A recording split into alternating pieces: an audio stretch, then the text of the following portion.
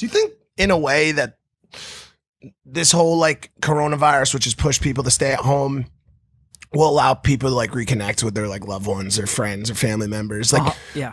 100%. we can't go to a restaurant. We can't go to the mall. Do we go outside and play with the Frisbee and like have a convo? I think how amazing would it be? And it's almost self-sabotage to say it, but what if we had some sort of social media quarantine during it too, and they shut the fucking channels down, dude, for 2 weeks, and all we had was each other, and we had to play Frisbee, talk, like all that stuff. That would be bro. fucking awesome. I agree. That's the move.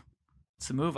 We could self-quarantine ourselves from social media for 2. I know. Sorry, fans. I know that you guys would be pissed as fuck about me even saying that. But can you imagine? I mean, we can't, dude. Like, no, we are the people. People turn to us. Yeah, facts. I actually feel like semi-burdened to create content. My lawyers text me. They're like, "Yo, you should go to daily." I'm like, "Daily? I can barely like shove 4 minutes into it. 3 vlogs a week." No, there's a huge responsibility that you guys have. I think that's like a big reason why I came back today, was to like talk about this. Like, you know, I love what you guys are doing with entertainment and bringing light to people's days. But I think in times like this, when shit is kind of hitting the fan, who are people turning to? Like, they're turning to you guys. They're turning to us. Dude, I got texts from some serious people in my phone, like very respectable, mature people who are like, "Hey, now is the time. That people are watching you." And I was, dude, I've never gotten like sunned in that way before, where people are like, "You can't stop." Like, I felt sort of sick this morning.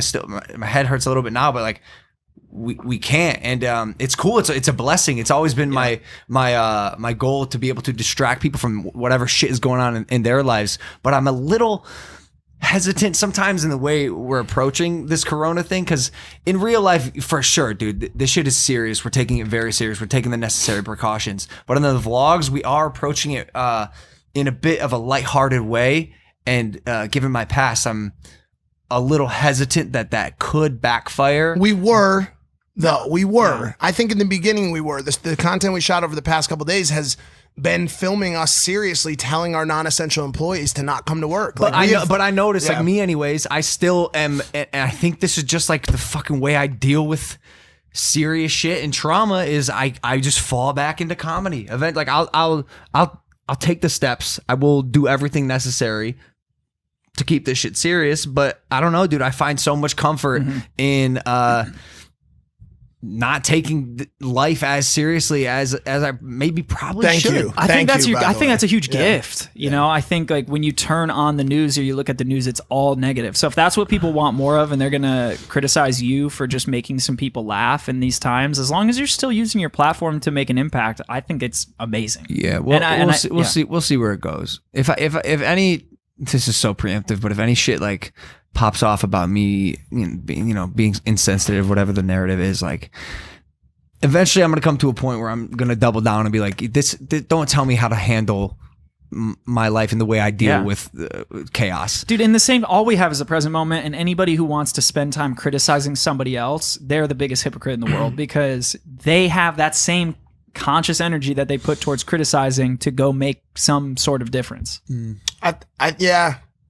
I mean, tell us if we're wrong. I mean, tell me if I'm wrong. I don't know. No, I think, and also I don't see you being subject to the same kind of criticism that you once were. Bro, I just had a kid text me today. What'd he say?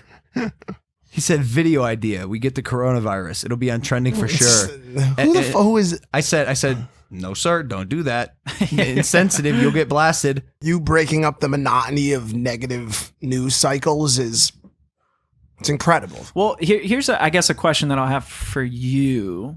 Maybe both you guys can answer this. What's like the purpose of Team Maverick? Like, what's... Oh, god dang. Because when you're looking at when the attention and all the focus gets put onto you in these dark times, or, times of need, what are you looking to do? We're the beacon. We are the example. The example of success from essentially nothing, especially him.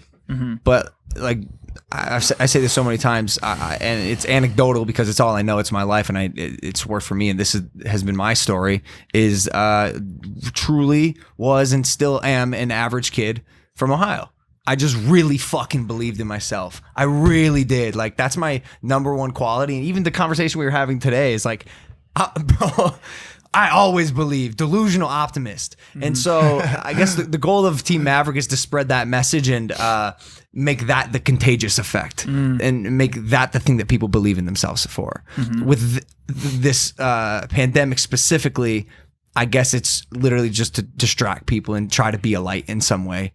It's not so much about the Maverick movement so much as just being a silly guy you can turn to because you're stressed out and want something to do and watch. Yeah, I love that. I think that's the main feedback we see too. I think people, the main message we get back is, hey, listen, your content distracts us from our lives. It makes us stop thinking about, the fact that my dad's hitting my mom, or the fact that, my grades are dropping in school because I have ADHD, or the fact that I can't go out because I have anxiety, or the fact I can't go to the restaurant because coronavirus is happening. We watch your content because it makes us feel like, a little bit more lighthearted and adds just a little bit more joy to our lives. And honestly, the more, positivity and smiling that we can induce, through our antics, that's a victory for me. That's huge.